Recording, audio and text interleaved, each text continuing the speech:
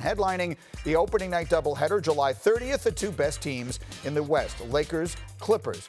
Adam Silver was on a conference call Friday night talking about his confidence in the Orlando bubble while coronavirus cases surge.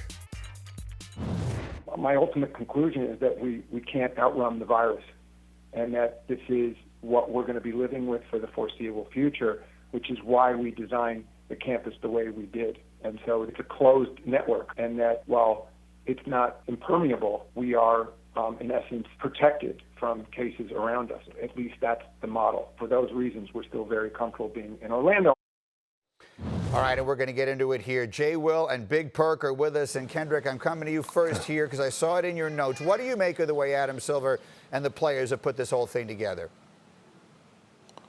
Well, here it is, Greeny. In my 17 years of being affiliated with the NBA, I've never seen the NBA and the commissioner go hand in hand with the Players Association and like they did during this pandemic. And it's a beautiful thing to see. I think they did a great job with not only bringing back the NBA season and working hand in hand, but also making sure that they continue to bring awareness to the Black Lives Movement and everything that's going on in America. And a great job done by Adam Silver, Michelle Roberts, and Chris Paul, in my opinion. Yeah, again, it's just to show you when you act like a partnership, then the things that you can get done together. And Jay, Will, we just talked a little bit about the jerseys that will have messages on the back. What do you think of that idea?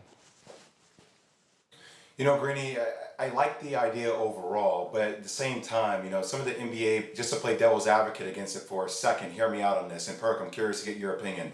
So, you know, some of the NBA names and players have some of the most recognizable faces there is in the planet, in the world. And so it's not natural for people always to look at the names on the back of their jerseys. When you see Giannis running down the floor, you know that's Giannis. When you see LeBron, you know that's LeBron, James Harden. So I like the idea of changing some of the names on the back of jerseys to a degree, but can you take it potentially a step further? You know, can you call a player that person's name?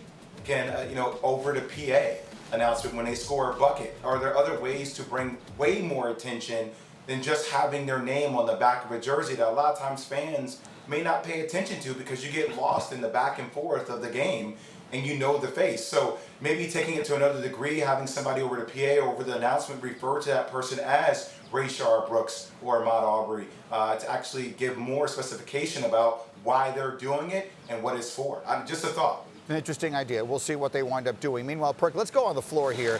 What was your biggest takeaway from the NBA schedule being released over the weekend? Well, you know, I was watching a team that everyone is overlooking except for my brother Jay Will, and that's the Houston Rockets, Greeny.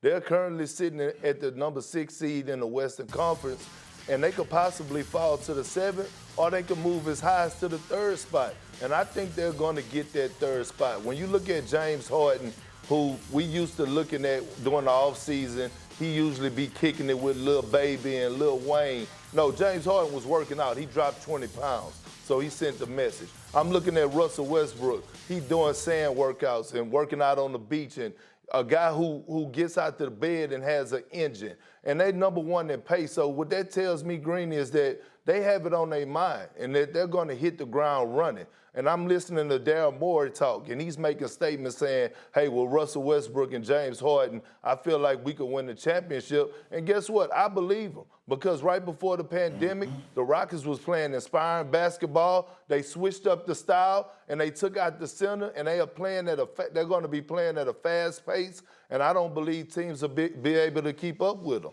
Jay, it feels like a lifetime ago that you and I were having these conversations about small ball and all the things the Rockets were doing, but you loved them then. Do you love them now, looking ahead to next month?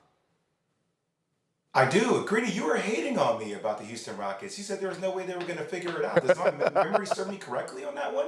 I don't think so. I don't think I was hating on anything. I was merely suggesting that this was a team that we have said like 6 different things about over the course of one season. And now, again, that season feels like I was a much younger man when we were having these conversations. Bottom line of it is this: if it's not going to be the Lakers or Clippers, Houston is the team you like. Jay Williams. I do, because I think their style of play really throws people off. And let's remember, guys, this is not home or away. I think this style of basketball is going to be more similar to pickup style basketball. And as long as that guys like PJ Tucker are finally healthy, you talk about Eric Gordon, like can he be healthy and can he play? I think those matchups are a matchup nightmare. And I will say this to you too, Perk, and I know that you probably have the Lakers to win the whole thing, but if I'm Houston, I am trying to mirror and be in that bracket with the Lakers. So the Lakers number 1 want to see, like I'm trying to be in that 4 or 5 range so I can be partnered with them, because I think that is the matchup they want to see in the Western Conference semifinals. I don't think they want to see the Clippers into the finals because of their wings and the way they can match up. But a bigger Laker team where you can involve them in a ton of P&R, and if James Harden and Russell Westbrook could get hot, that could be the matchup that you're looking for if you're the Rockets. I can't wait